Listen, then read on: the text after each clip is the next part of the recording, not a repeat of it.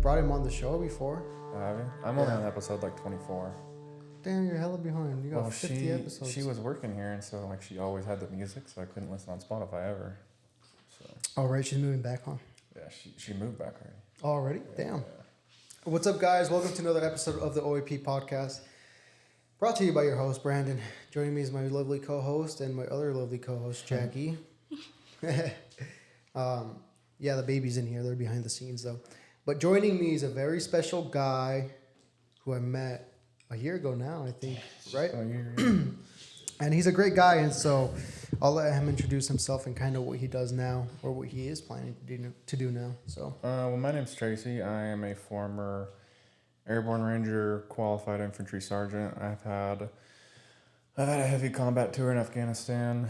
I was in the military for almost 6 years. Yeah, I don't really know what else. You did stocks for a bit. Oh God, yeah, I did stocks. Made a good amount of money. From made what about you told me. $500,000 and then lost about 99% of it. Damn. After Biden took over. Yeah. Yeah. And then we'll talk about, and then we have another project that me and you might be going into that we're not going to talk about today, but yeah, we're going to keep that to ourselves for now. Okay. But so I met you a year ago, bro, at a family's friend's wedding, right? Yeah.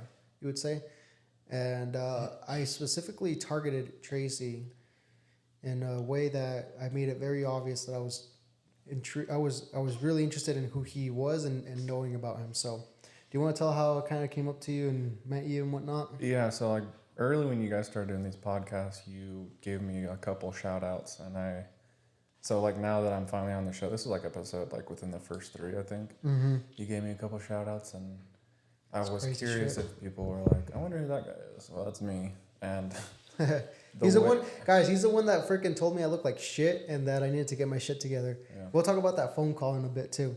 Yeah. So I've never in my life had another guy approach me and just be like straight up, be like, we're going to be fucking friends. Like he didn't say it like that, but like that's the vibe I got. I was like, that was my demeanor. I've never in my life had someone do that to me. Like it was like you were so comfortable talking to me that my wife was like, oh, you know somebody here. Like he was like, oh, was that your friend? I was like, I've never met that guy in my life. But I think you told me why you approached me. Like I was at a Hispanic wedding, and I don't know if you guys do video or whatnot, but like I'm just covered in tattoos. I have sleeves, my chest, stomach, like my legs. Yeah. So I definitely didn't look like I belong there. And so I'm curious.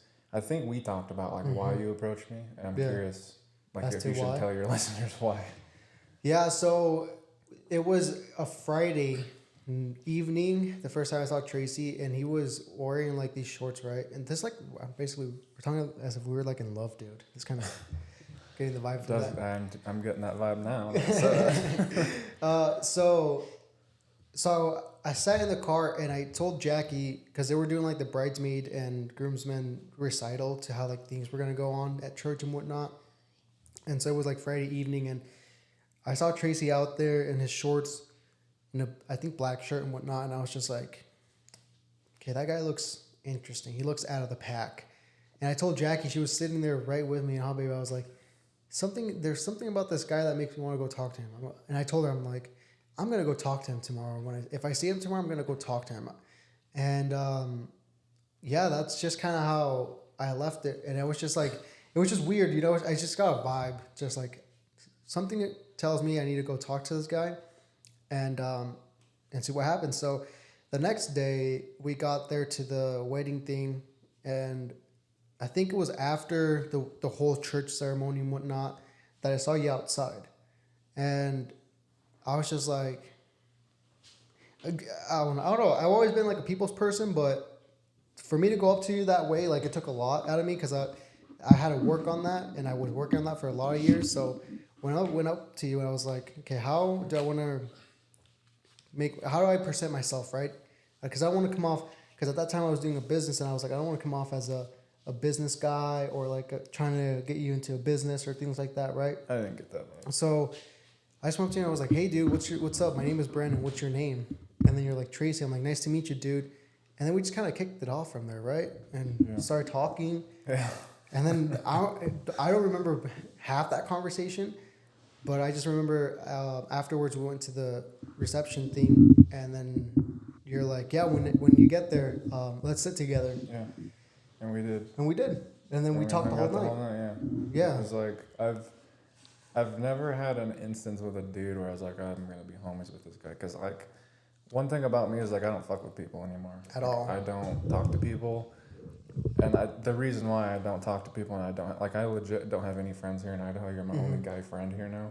Yeah. Is because of probably who I used to be, and I don't know if we'll get into that in this podcast, but yeah, I don't fuck with people. But I feel like you approached me because you were like, okay, this guy's different, because I stood out like a sore thumb. So yeah, but it wasn't that like you were different in the sense of like your skin color, or the fact that you were at a Mexican wedding, or the fact that you were like this tall white guy, you know. Okay.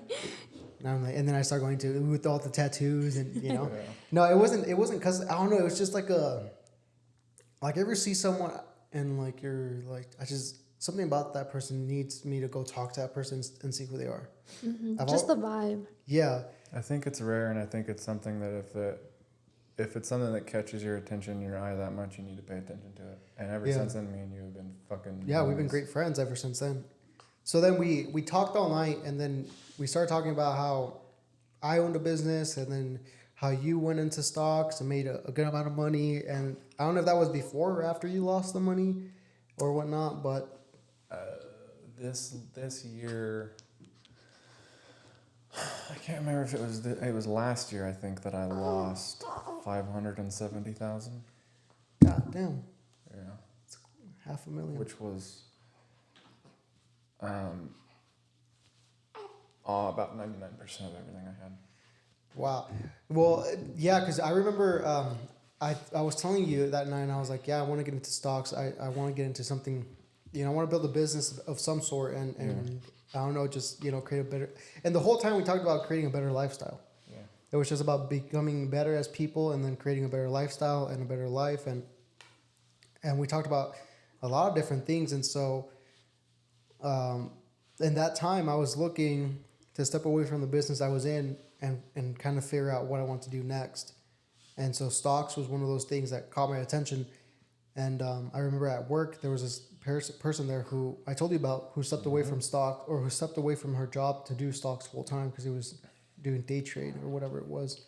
Yep. And it was just a really cool like timeline of just like everything coming together perfectly. And shortly after that, you start your podcast before I started mine. Yeah. And it seems like forever ago I had my own podcast. Yeah, and so, because I remember telling you, because no, you told me, you're like, yeah, I'm gonna start a podcast with a few friends of mine, and I was like, oh, that's sick, dude. I was like, I think I might start my own too. Yep. And so then you started yours, and then like a few months later, I started mine. So how was that experience of you starting your own podcast? First and foremost, I do cough a lot because I have lung problems from Afghanistan, so I do apologize for that. It does get annoying. It was fun. It was an experience. Like I've told you before this, I'm not a visual learner, and I'm not a verbal learner at all. It's not that I'm dumb. That's not how I learn. I'm terrible at it. I'm very slow. And so it took me a while, like all the posting, all the editing, I did everything. Yeah. And it wasn't even my podcast. It was Josh's. You know what I mean? So it was fun to be able to learn that because now I have that as a tool. Yeah. So who was the creator who was the one who came with the idea? Josh. Like Josh always wanted a podcast, and I was like his close. I was like best friends with Josh, straight up. Like I would have died for this dude. Yeah. I was that close with him. And then he had a friend, Kelly, and they'd known each other since like high school or something. He brought us both on, and like, you know how I think, you know how I act. So to bring me on was like bringing on a whole different character, whole different personality from them. Yeah. Because of who I was in the military and like who I am now. And so he brought me on, like we were straight up homies. So, and that was a big dream of his, was to always have a podcast. And I loved it. Like we had a great slogan. Or not slogan, but like we had great artwork. Like everything. The name was great. We're not gonna say the name of the podcast, but the name of the podcast was fucking amazing. Yeah, it was great. Like, Everything that was one of the great. things that blew me out of the water. I was like, damn, that's a fucking good name. I do wish things turned out differently, but, you know, it is what it is. Yeah. Yeah, and I listened to a lot, almost every I think besides one, I listened to all the episodes that you guys came out with. And my perception was always was that you were the one who was more interested in how the quality of the podcast and how it came out with the topics you guys were talking about than Josh and Kelly. Which is interesting because it wasn't my podcast, and the feedback I got from all my friends, thank God I have military friends who aren't going to blow smoke up my ass and actually be honest. They were like, yeah, what the fuck is Josh doing? Like, he doesn't act like he even wants to be there. And the very last episode was with my best friend Joe that I deployed with. Computer guy. Yeah, he's my tech guy. He's the one that built my computer for me. He's the guy I go to for all my tech problems. He's a freaking wizard. But we did this interview with Joe, and Josh didn't even act like he wanted to be there. Yeah, and that's the vibe I got, and it was just like, damn, like, I don't know, you know, I think if it was like a in-person podcast, I think it would have been a great show. Even though Zoom, the way you guys were doing it was great too. But yeah, I think the problem. Hey guys, let's take a break from chatting your ear off. Now, let me talk to you guys for a bit. If you guys are in the home and garden industry, in the sense of owning a business like lawn care service, or I don't know, roofing, or I don't know, tile and whatnot, reach out to me, guys. I partner with a company that's bringing a home and garden show to the East Idaho area next year, and we have vendor booths available. So reach out to me at brandonhnjshow@gmail.com. I'll put the link and everything up on the screen so you guys can reach out to me if you guys are interested in showcasing your business, your whatever you bring to the table, really. If you are in the home and garden industry, you guys have the opportunity to showcase that in front of thousands of people that we will be having at this event next year. So if you are local and have a business and want to have the opportunity to show it in front of thousands of people and showcase what you guys bring to the table within the home and garden industry, please reach out to me at brandonhnjshow@gmail.com. And I saw always was like, it was like competing for who stands out the most, you know, type of deal. And that's, I don't know. I just felt like it was that thing that you were the one who was more interested in the topics of the conversation than Josh and Kelly. Which is interesting because Josh has his own business. You know what I mean? Yeah. So you'd think he would have more people skills. It's no knock on Josh, but like, I'm not going to sit here and fucking lie. Like, he just wasn't there. And he was so fucking scripted. Like, yeah. Well, I think the business he does it with his partner, right? He what? He has his business with his partner. Yeah. So it might be a situation where he's more like the background guy and the partner's the... I don't think so. If that is, then he has an ego problem, and it's still his fucking fault. Like, true. You know what I mean? And I think he did have an ego problem with me specifically. Yeah. And I think some of it was because he knows what I did in the military. So it was, I personally felt like that was like his time to like be in charge of me. Yeah. In a way. Like, he kind of got off on like, oh, Ranger, Airborne Qualified Sergeant, I get to tell him what to do now. And I told him once when we before we even started recording. Yeah. I was like, you will never fucking do that again. Because we were doing, and you always wondered why I just immediately, how I can cut people out of my life in a fucking instant. This is how. So, before we started the podcast, he wanted us to get him some music examples or something, like what we wanted for the intro music. And me and Kelly were like, cool, fine. Well, we videoed one day, and he's like, give me 3 inspirational people that, you know, musical inspirations, and he wanted it now. Oh, Jesus. And Josh has a thing, like, he does some sort of like hallucinogens or something, and he drinks sometimes, and his eyes were dilated. Okay. And if you know anything about me, I have 0 fucking tolerance for drugs and alcohol. Yeah. And so, and I was very calm with him. I was very mature and polite. I was like, Josh, like, even Kelly was like, I feel like you're on something right now. Right. You know, your 5 senses. Yeah, and he was just really acting strange and like really pushing for us to give him these 3 musical examples. And so we just gave him 3 each, and like, he was kind of yelling at us at one point, and then Kelly left. the conversation. Like she Really? just got off. She's like, I'm done with this. Like she was pissed, and I don't blame her. And I told Josh, like we talked for a bit. I was like, Josh, you can't talk to us like that. I was like, we're not your fucking employees. Like you don't fucking pay us. Yeah, and that's the thing with podcasting, bro. And I've told you this before. I've always thought that you would have a great podcast by yourself if you had someone in the background who could, you know, just help you out with the whole like. Because there's different types of podcasts, right? There's like some that are scripted. There's a podcast where you sit alone and you talk about the current events of the moment, right? Yeah. Whatever's going on around the world, whether it's in politics, whether it's in whatever. There's ones like me right now where I'm interviewing you kind of, and we're just having a conversation. And there's some where it's like just a person and the camera. Yeah. But I've always thought that if you were to have a podcast of your own where you had someone who prepared stories for you to talk about and give your opinion, I've always thought that would be like your you know, my friends keep telling me that. Like my friends keep telling me I need to either have my own podcast or stream video games because I'm so smart with video games. And it's definitely an avenue I've thought about doing because I feel like with my life, like who I used to be before the military and then who I was in the military and now who I am after. Yeah. Is so different than your normal fucking person that I could definitely do my own thing, and it's definitely something I've considered. But I knew that when I moved to Ohio, I did exactly what I wanted to do, and that's obsess about stocks. And granted, it didn't work out. I knew exactly what I was going to do. Like I would sit there from open to close, and then like 2 hours after charting stocks and whatnot. So like I did what I wanted to do. Yeah, it just didn't work out. So. Yeah, I mean, if like one of the dreams is having my own production studio, and when I do have that studio, that's one of the goals I want, or one of the things I want to do is produce podcasts for those people who I'm like, you have a talent for speaking, and because you can tell right away. You can tell right away who's a good speaker, who knows how to talk about things, and who makes a good conversation. And so, stocks though. So you got into stocks how long ago? Oh, it was about 5 years ago. 4.5, 5 years ago. And you started with how much money?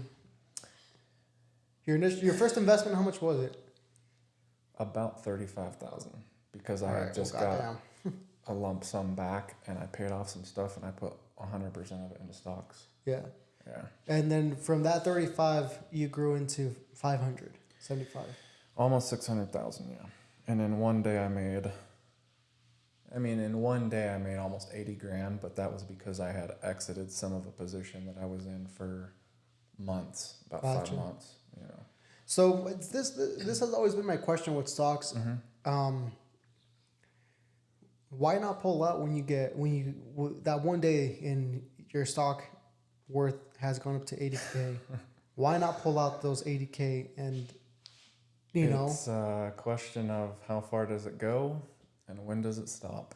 It's a greed thing, and you never know when the train's going to stop. Some people have like, okay, I'm going to get out at 100%. It's like gamblers, just one more hit. Yeah, it's an addiction almost. And this I got in when Trump was president and penny stocks were fucking booming. Like I put in. Dude. Yeah. I worked with a guy who owned a penny stock, and I think he put in like $100 or $200. And then he's like in a few months, this company is going to go public, or they're going to sell the company or whatnot, and this stock is going to go up. And then it went up to like 1,200. Yeah.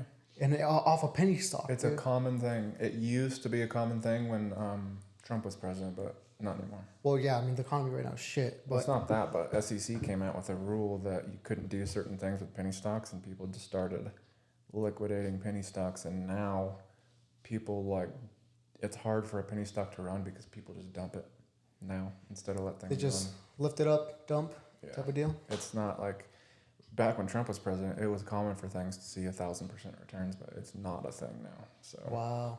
Yeah, that guy, he made that much off that, and then he had a few, stocks or invested in penny stocks, and I always thought about it, and I was like, why don't we do that? And I wouldn't do that now.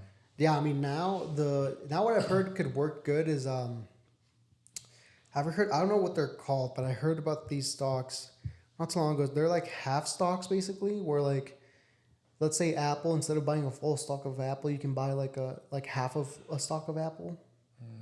Don't know. I forgot what it's like. It's Stock split or something. Yeah, something like that. It's typically like what happens is like when Tesla was too expensive. Yeah. What a stock will do is they will stock split so that the shares come way down so you can afford them. That's all it is.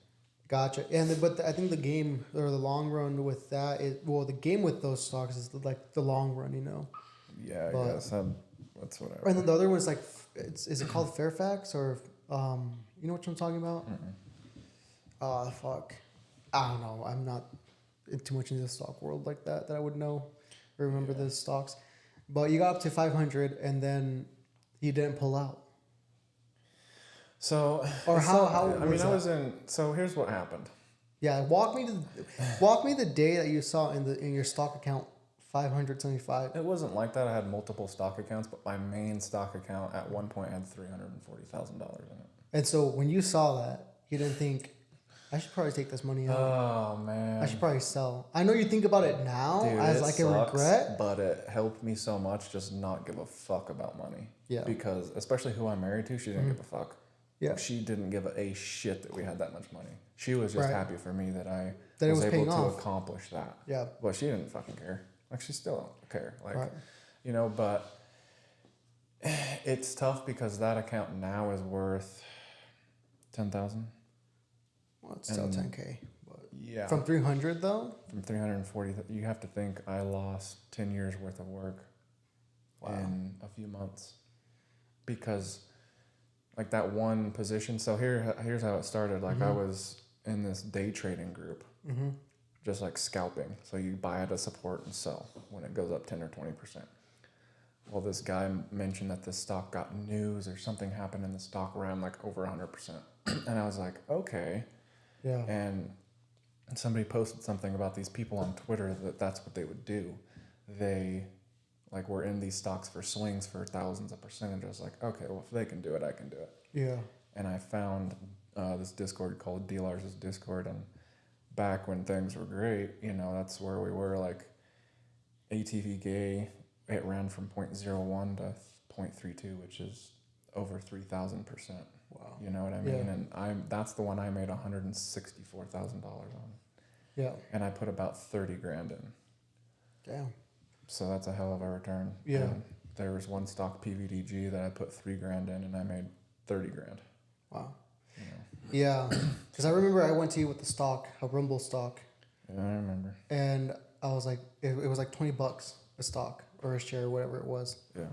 I was like, bro, we should invest in this stock. What's it at now? I don't know. I should probably check it. I'm curious. I was like, we should invest into it because they're gonna sign these people, and once they sign these people, it's gonna go up. And you looked at it, and you're like, bro, the charting says it's bad, and so I was like, okay. One thing about charting though is if something awesome, like really truly awesome, happens with the shareholders and people love it, doesn't matter what the chart is, and there's nobody on this fucking planet that can tell me I'm wrong. So. Okay, so it was at You said it was at 20. I'm trying to find. How long ago was this? A year? Yeah, probably. Okay. Goddamn, what the hell is taking so long? I don't know, dude. I'm trying to read this. You don't need to read anything. You just need to read the stock price. Well, right now it's hella low. Yeah. It's at $8. So I mean, we would have lost a ton. I mean, we would have lost what we invested into it, but. You remind me of my buddy John. Why? Because he fucking marries stocks, man. Like, he bought this stock recently, like within the last week. Mm-hmm. He bought this stock EPAS at like 0.0034. Yeah. And it went up to 0.0048. I was like, I would sell here because just looking at the chart and just the fact that it's an OTC and people just love to dump shit, I was like, I would sell here. Yeah. He's like, dude, EPAS is going to 0.01 in the next 5 months. I was like, he's like, I'm not going to be around though for that, meaning he's going to sell. And I was like, all right. And I told him straight up, I was like, I already know exactly where this is going, and I already know exactly what the fuck you're going to do. I think, with that stock that I mentioned, the Rumble stock, I think if we would have bought before they signed the two guys that I thought they were going to sign, if we would have bought then and then sold when they signed, I think we would have made, I'm going to tell you right now because I can tell you, I'll just pull up the chart and I'll some tell type you. of money. Well, because I sent you a picture of it, remember? RMBL probably stock. RMBL stock. Yeah. Okay, let me pull up the. It's at 760. It's not at 8 something. You fucking liar. I try to make it seem better than. Fucking jive turkey. How have you only sent me one photo, but we've been. I don't know. Here's a 5-year. Okay. So it was a year ago, probably in September. Mm-hmm. Let's say it was at 2064, September 2nd, 2022. Okay, so I was kind of right. You were pretty close.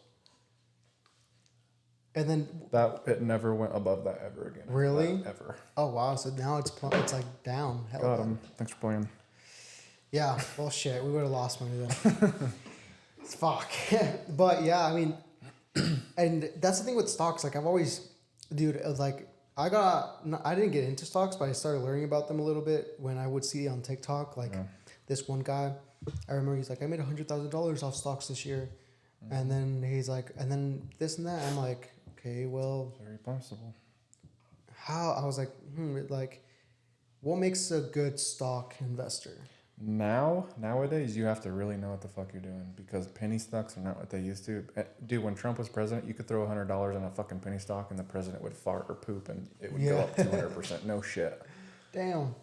And now, you have to have some substantial updates for a stock to really move. And it has to be everyday type of deal, huh? It doesn't have to be What's up, guys? Let's take a break from blasting your ear off. Now that I mentioned blasting your ear off, go check out Diamond Audio Engineering with our boy Leo. If you want customized beats, mixes, or audio in general, go check him out at diamondcut@gmail.com. That's his email. Or check him out on Instagram, FlaccoTVCKO.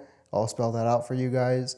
But yeah, go check him out if you need something for your podcast, music, or any type of audio engineering at Diamond Audio Engineering. Use code OAP for 15% off. Everyday type of deal, but you have to care about the fucking shareholders. You have to give them something now. It has to be good. It has to be. It's not back then. I remember GVSI, George Sharp. This dude literally tweeted a smiley face and his stock ran 100% the next day. Jesus Christ. But that's a different story. That's George Sharp, but that's like with Elon Musk. He's like the fucking Elon Musk of fucking penny stocks for the most part. He took a TSNP and Humble to from trips to $7.70. It was 190,000% gain or some stupid shit. Yeah, damn. Something like that. What do you think about those people that say Dave Ramsey? He talks about investing into these blue. I fucking forget what they're called. But basically the Fortune 500 companies like Apple, Tesla, Walmart, those type of companies but it's for the long run, right? Yeah. I mean, you definitely could because typically those stocks will, knock on wood, go up over time. Yeah. If it were me personally, I would look at the chart and wait for it to come down to a certain level. Yeah. Buy there. If it comes down even more, maybe buy a little more. But in order for you to really make money on those stocks, you have to really put in a lot of money for a big board stock to move 10, 20%. Takes It takes time. And a penny stock can move 10 to 20% in 5 fucking minutes. You know what I mean? Yeah.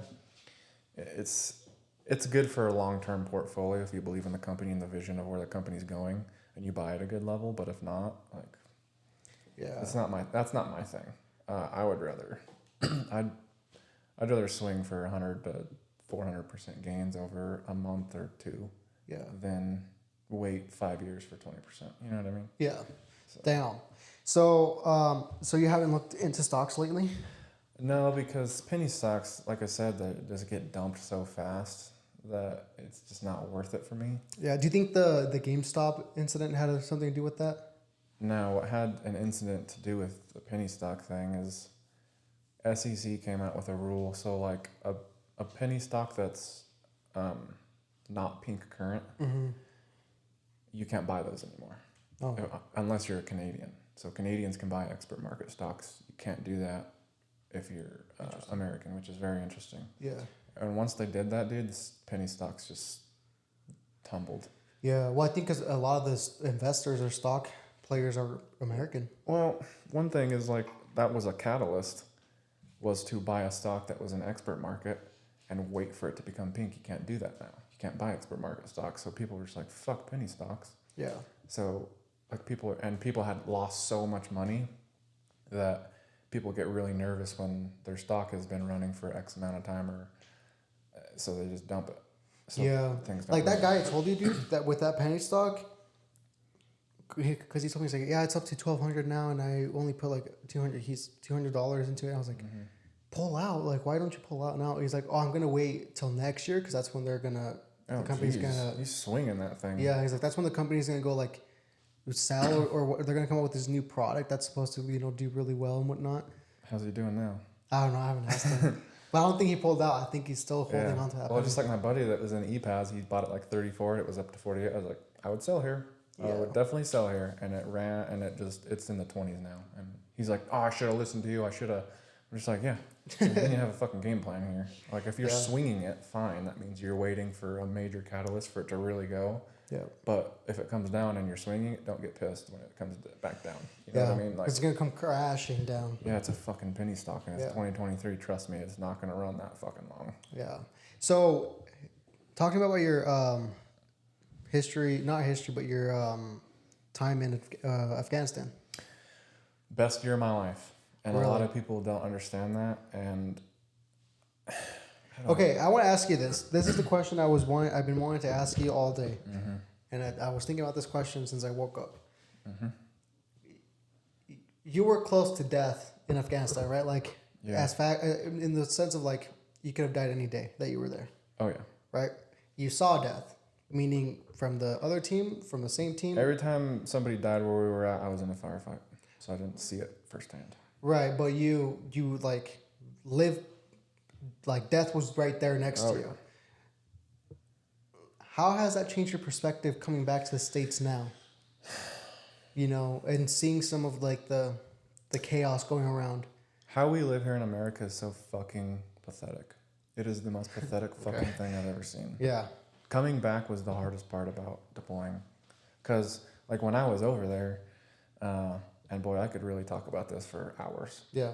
When I landed on that helicopter out there where we were, I was like, I'm fucking gonna die out here. Because that's the mindset you go into, right? I mean, you went to training camp? Or it's not the mindset you go. You go in with whatever mindset you have. I didn't. I went in with a mindset of, I was immature, I was a bitch, I didn't stand up for myself or others. Yeah.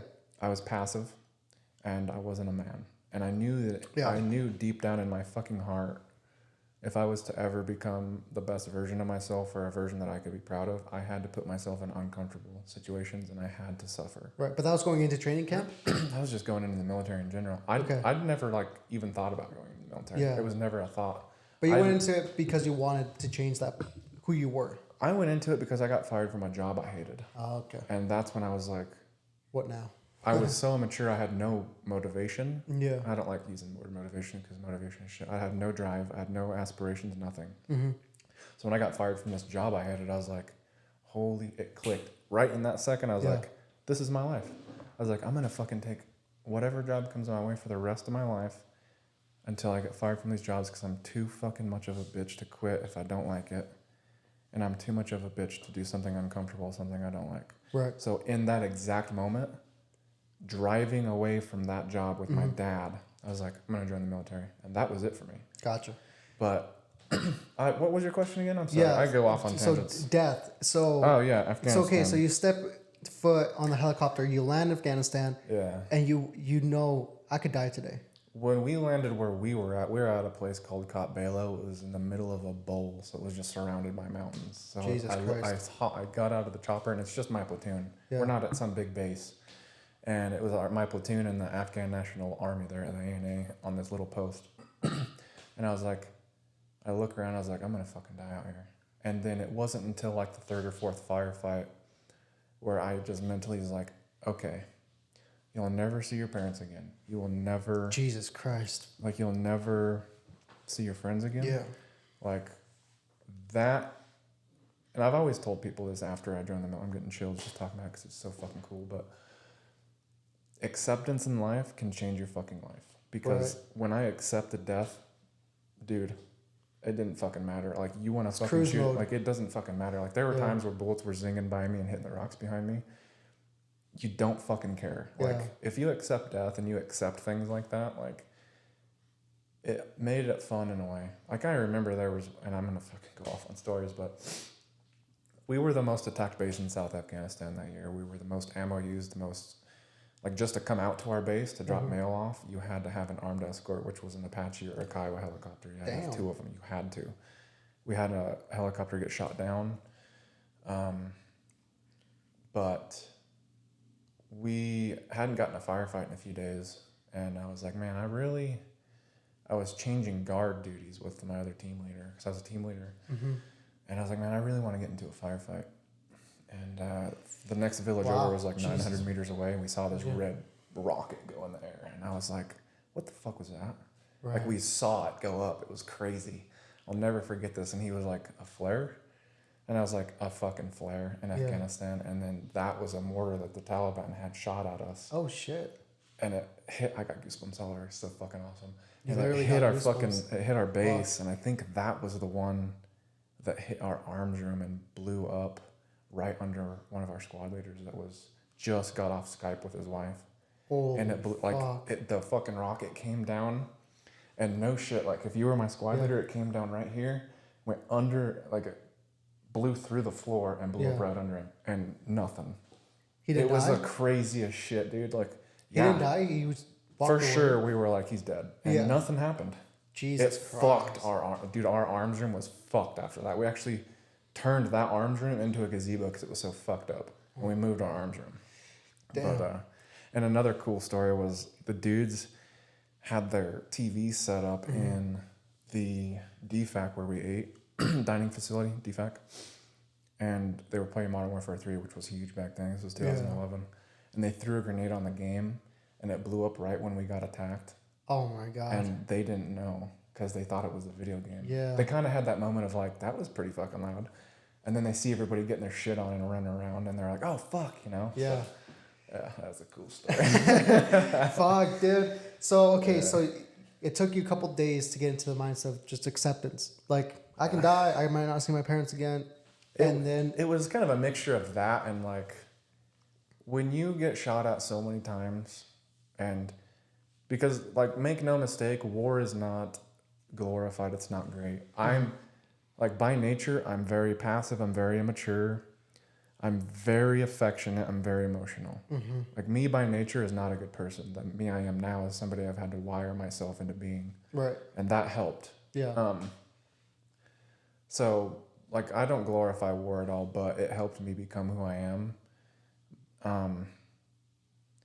After the first few firefights, it's like, okay, this is fucking real. Never gonna stop. Yeah. Because, and here's why. Yeah. I was sitting at the tarmac, waiting to be picked up by the helicopter. Yeah. To go out to my base, when they announced that Bin Laden had been killed. Oh shit! I was in the fucking tarmac, and I got goosebumps again. I was in the fucking tarmac waiting for this helicopter to pick us up when they announced it, and I was like, and our platoon sergeant, who was a ranger, he had his ranger tab. Dude was a bad motherfucker, hard, like the coolest fucking platoon sergeant I've ever had. This dude was a bad motherfucker. Yeah. He's like, well, y'all better fucking be ready for a year because they're gonna fucking come after us. Like, he's like, you better fucking be prepared. And relentless. They were fucking relentless. Yeah. How did you feel about how when Biden came into office, how he just took all the platoons out of Afghanistan? Oh. The way he did it, it was just kind of like... This is probably going to piss some people off, but I can say it because I've fucking been there. I've seen the Afghan National Army fight. I've seen the Afghan National Police fight. I'm going to tell you right fucking now, we've been in a firefight with Taliban, just a couple Taliban, nothing crazy. And we had a mortar team and Navy SEALs covering our position, and they fucking ran away. From just like two Taliban? Or three no. Oh. The Afghan National Army. Really? Oh, Jesus. So I'm going to say this right now with all fucking due respect. If you've never been in combat, you have no fucking idea what it's like over there. Right. And you have no fucking clue what it's like to be like, oh, we should be over there or we shouldn't be over there. Shut the fuck up. Like, don't fucking tell me what you think. You can tell me what you think, but I'm going to tell you that you're fucking wrong or right. Yeah. So they ran away in a firefight. And it wasn't a huge firefight. It was just a couple fucking Taliban shooting at us. And I think we ended up taking out either their whole group or a couple of them. Yeah. And as soon as we left Cop Balo, we got word that they were overrun by Taliban. Jesus Christ. So, with all due respect, if we are not in Afghanistan, that country's, it's not doomed, but you have to keep in mind, like, Afghanistan has been a war-torn country for years, like, forever. Yeah, I mean, that goes back to when it was part of, I think it was part of Russia, or the Persians. Yeah. So it goes all the way back to that. If anybody's ever seen 13 Hours to Benghazi or whatever, have you seen it? No. Fucking amazing movie. It is one of my all-time, probably top 3 favorite war movies in history. They got in a firefight or whatever, and these people are just like chilling there watching soccer, and somebody's like, yep, just another Tuesday in Benghazi. That's no shit what it is like in Afghanistan. We would fire fucking rounds over civilians in Afghanistan, and they didn't give a shit. So, like, people think they have that fucking hard life here in America, need to... Which is what brings back to the question of, like, being around death, like literal death. You could have died any of those days out there, dude. And now you're back and you come back to this. It was what we're at now as a nation. We are a disappointing nation, in my opinion. The way that we act and the things that are important to us is fucking pathetic. And I think more especially because, like, I think we've let some of the real problems within the nation, like, be overstaffed by some of, like, the more not so big problems of the nation. You know what I'm saying? Yeah. Like, there's a lot of problems that should be just like, why are we worrying about this right now? Yeah, I think one thing with this nation is, like, we know that, like, the White House and government and politics do these fucked up things, and we are so numb to it, and that's not a good thing to be numb to.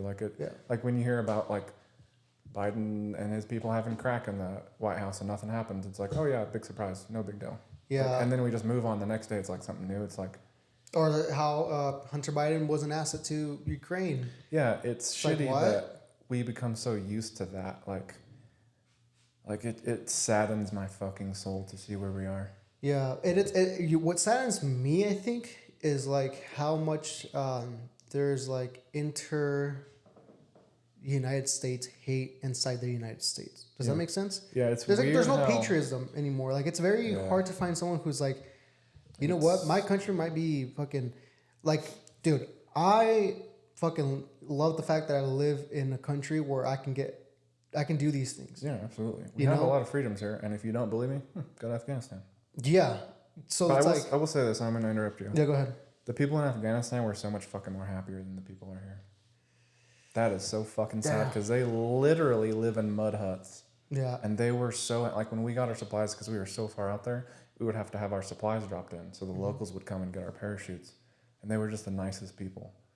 Damn. You know what I mean? Like, you wouldn't think that country is plagued with Taliban that will literally come into your house and rape your whole family and behead them in your living room and then fucking leave. Well, right now, I think the Taliban just, passed, quote unquote, a law of, like, no girl older than 6 years old can attend school anymore. Like, they can't be taught any type of school, education at all. So it's like, damn. And then here it's like we're worrying about fucking, 6-year-olds wanting to be cats and shitting in a litter at school. That's interesting to me because right? We're going to tell a girl that she can't have sex till she's 18, but we can tell a girl that she can cut her fucking tits off at 6. Interesting fucking theory there, government. Yeah. Very interesting. Oh, you can't smoke till 18, but you want to cut your tits off? Fuck, that's cool. Oh, you're 5? No big deal. Or a kid can, chop his wiener off. Yeah, the priorities in this country are so fucked back. Like, do you know which one saddened me, dude? Oh, actually, I wouldn't even say this one on camera because I don't want to get fucking people on my ass. But I'll tell you afterwards. But can't be much worse than what I've already said. Well, it's in the same range. But let's just say some of the flags on the White House, like, are being represented more than the actual United States flag. I don't pay attention to much. I don't do social media. Oh, I'll fucking tell you afterwards. But yeah, and so Afghanistan, so death. Did it ever feel like, was it like an everyday feeling of I could die today, or was it just certain every moments? Second. Oh, really? Every single fucking second I was awake. I remember there was one day, and I'm going to go off on a story again. I was dreaming that we were getting bombed because we were, and I woke up to like the third mortar strike. Yeah. And I got my shit. It was like early in the morning, and it was like fucking 5 o'clock in the morning, and the Taliban were like, you know what, I'm going to really be a nuisance today. And they attacked us 16 times that day. Damn. And I remember one thing I was crazy about, and this has nothing to do with it, but I woke up every single day I was the first one to breakfast. Because I loved my fucking hot biscuits. Yeah. Every day, dude. And I was a team leader, and we were on guard duty that day, and I had to take my guys' chow before I ate. And I remember we'd already gotten attacked like 4 or 5 times. I finally took my guys' chow, and I remember I was going to chow, and I don't know what it was, but I just had this thing to look up, and I saw this rocket fly right over my head. Oh, shit. And hit on the other side of the HESCO. And like you become numb to shit like that. You don't fucking get scared, because if you get scared, you're at a disadvantage. You're not a pussy, but you're at a disadvantage. You're just going to be like everybody else in this world. Oh, shit. Like when times like that happen, you need to figure out a way to wire your brain to think logically. And so the very first thing I thought was, motherfuckers, I'm hungry. I want my fucking breakfast. It's like I was so fucking mad. Because I've been waiting all morning to get my breakfast. And we had been in so many firefights already. I was like, I fucking love my breakfast. Yeah. And I was like, motherfuckers, I want my breakfast. So I had to get my kid on. I had to go to my fucking wherever I was going. But that day, dude, oh shit. So that day we shot, those javelin rockets on Modern Warfare? Mm-hmm. Yeah, we shot 2 of those. I have the video. I think you did show me that video. I showed you my tribute video that they made. That was like it was just like a couple minutes of some of the firefights. But yeah, that was cool. And then we called in like 2 warthogs or 4 warthogs that day. And okay, so that's one of the things that I never understood. Like in the movies, right? Let's say there's like a what do you call them? Squads? Yeah. Okay, so there's a squad of 5 or whatever, right? Yeah. They get freaking ambushed by the Taliban, and they start calling like assistance, and like they always seem to get there late. Is that how late they get when in real life, or are they pretty quick? It depends. Yeah. Oh, I have a story for that. Imagine that. So it depends on where you're at. We were out in the mountains, so it's not like we're right fucking next to an airway. Like you have to keep in mind, like as soon as we called in aircraft for a show of force, like you have to keep in mind the pilot has to get ready. They have to go to their plane or chopper or whatever. Depends on what they're... How long would it take? Usually an hour? Dude, I only recall one time ever that I really timed it, because you don't think about it when you're in combat. Right, it's not like you pull out your timer like, okay. Yeah, you don't think about it. And sometimes when we called a show of force, like, but they could hear those fucking things coming. Yeah. So like when they heard them, they stopped. They fucking stopped. Because like we were in a fucking bowl, so it's, it's not like, so they could just hear them. But there was like, we were out there with the Navy SEALs. I wish I could have got pictures with them. It's kind of not really something you can do. If you do, you have to blur out their shit. But anyways, we got word that there was an IED at the bazaar, which was a click away, and it was my team that was on patrol duty that day. Okay. And so we did a lot of stuff with the SEALs out there. It was really cool. Like they were our EOD team. So instead of calling in EOD teams, the SEALs were 5 clicks away from us. We're like, hey. So we call up the SEALs. We all get together. Their chief and 2 of the Afghan dudes were disarming this IED. It was like fucking 3 missiles. Holy shit. And they put them, the way they do it is they'll put them under, what's the pipe under the ground? What's that called? I can't remember. Fuck, I don't know. But anyway, they put them under like a pipe in the ground. And my team was pulling security on this one side, and I can hear everything on the radio because I have a radio. And they do like countdown from when they're going to do things. Yeah. So it's very structured, so everybody knows what's going on. And it just blew up. Oh shit! Like, fuck. In front of while they were disarming it. Yeah, it was an acid, and it was an AD, an accidental discharge, or an ND, an negligent discharge. Oh, it just blew up on them. I think. So those guys died. No. They didn't die. They didn't die. Holy shit! Oh, I'm getting goosebumps because it was such a shitty experience, because I knew what happened as soon as it happened. Because I kind of want to cry. Oh, it's all good, bro. When it happened, they were radioing their chief, and there was nothing. They radioed him like twice, and he didn't answer. There was nothing because I think he was in shock because he blew off both of his hands or both of his arms. Holy shit! Yeah, it kind of gave me the shakes because like I remember. Wait, like when. So let me kind of paint this picture. Okay. So you're there. You're like next to these guys as they're disarming. I'm not next. I'm within like a couple 100 meters of them. Okay, well you can see them, right? You can turn your back around and see them. No, I was pulling security, so yeah, I probably. If I would have went around the corner, I could have seen their general location. Yeah. Okay, and so there was 2 guys disarming these 3 missiles. 3 guys. Three guys. I believe it. I know it was their SEAL chief, and I believe it was 2 of the Afghan army guys. Okay, so one SEAL chief and then the army guys. So they're radioing their chief, but they couldn't get in contact with their chief to tell them kind of how to do it? No, what happened was, so like the guys that were doing the disarming of the bomb, they're keeping us on the radio informed of what step they're on, what they're doing, so we know exactly what's going on. Right.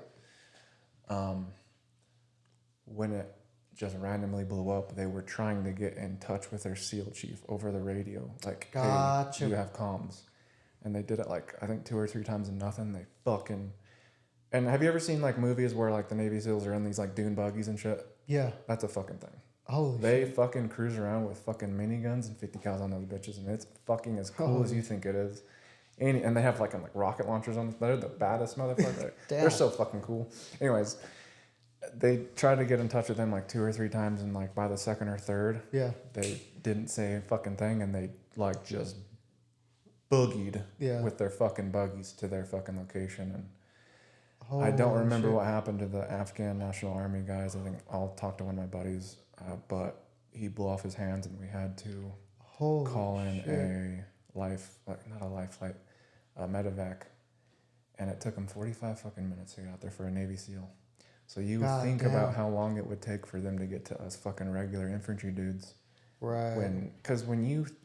And the reason why I say for a Navy SEAL is like those dudes go through so much more training, and there's so much more money wrapped up into the things. They're more of an asset. They're more of an asset in my opinion. To the military. Because of the training they go through. Right. So if you think it took them 45 minutes just to get out there for him, and it's just scary to think about what would happen. Yeah, because I mean, for you guys, that's a long fucking time to keep things under control.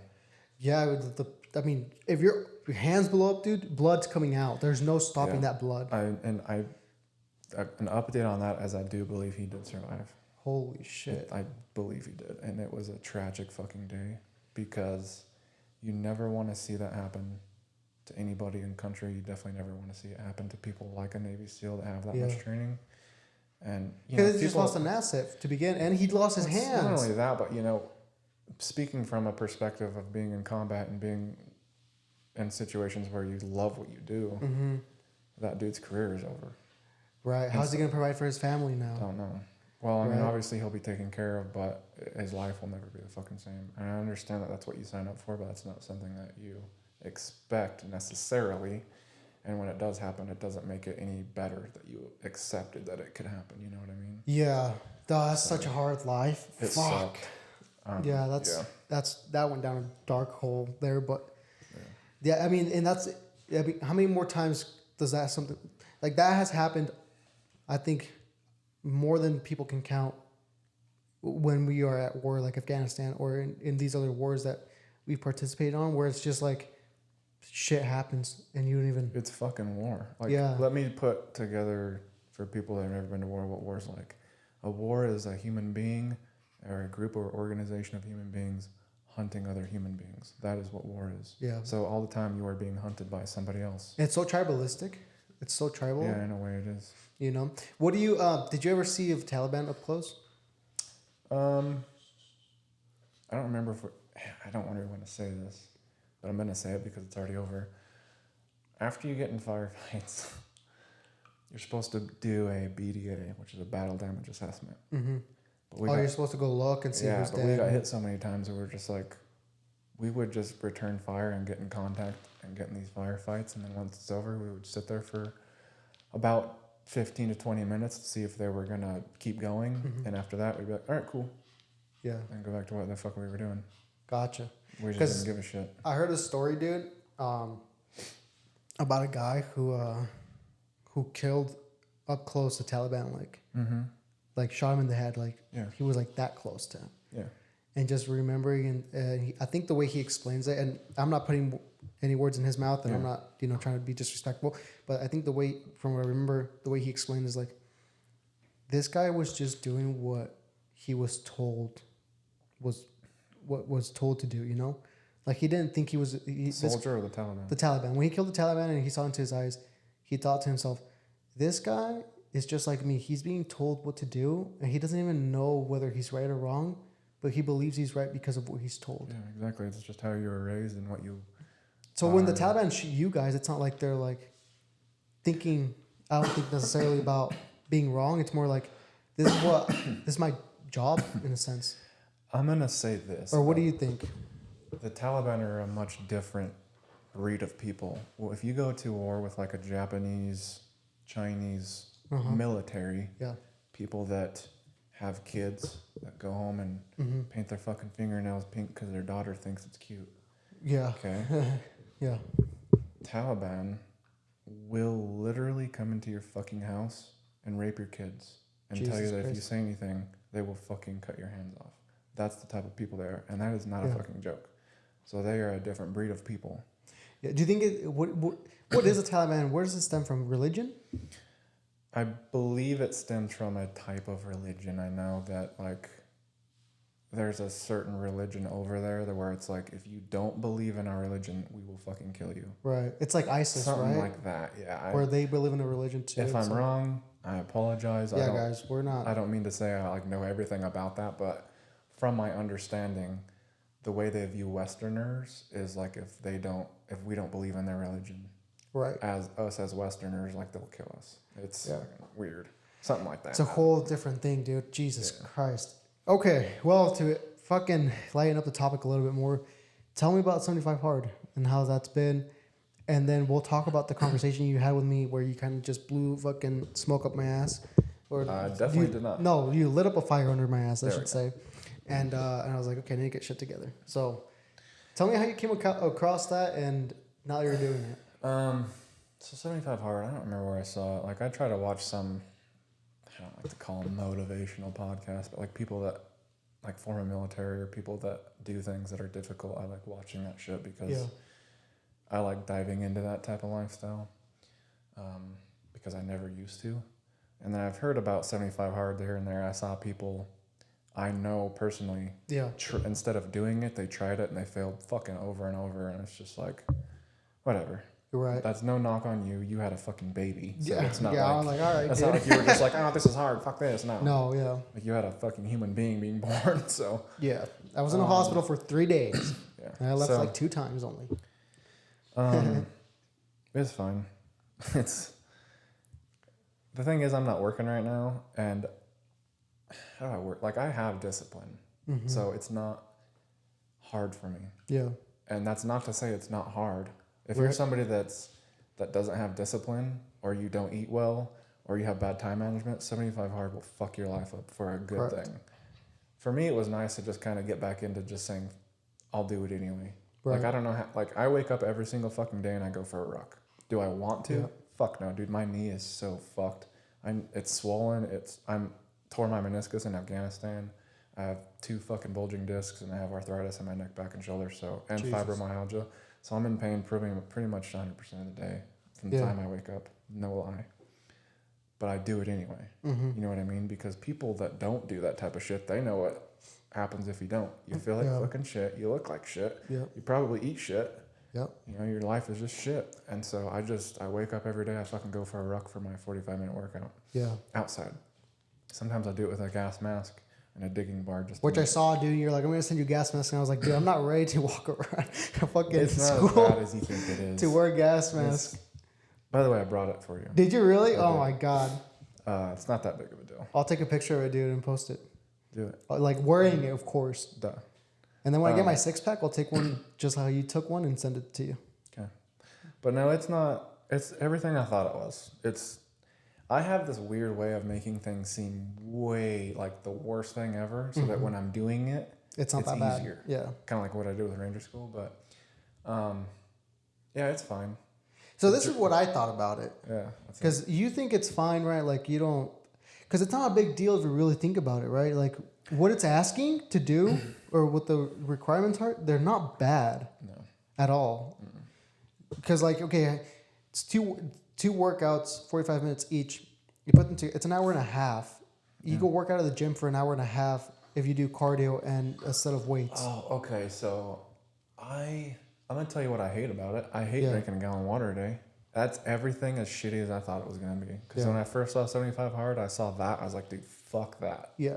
Because I don't care about drinking that much fucking. I'll drink water, but I'm not going to drink a fucking gallon. I do it now because I'm doing 75 hard, but yeah, that shit's for the birds unless you're in like a really hot environment and you're outside a lot. You're in Arizona, Texas, dude. Yeah. Yeah, definitely. But I actually hate the working out part because this is going to sound really weird, especially if you look at me. I fucking hate working out. I hate it. But I know what happens if I don't. Right. You know, I'm just going to be like every fucking buddy else. And so I do it. I don't like working out for an hour and a half.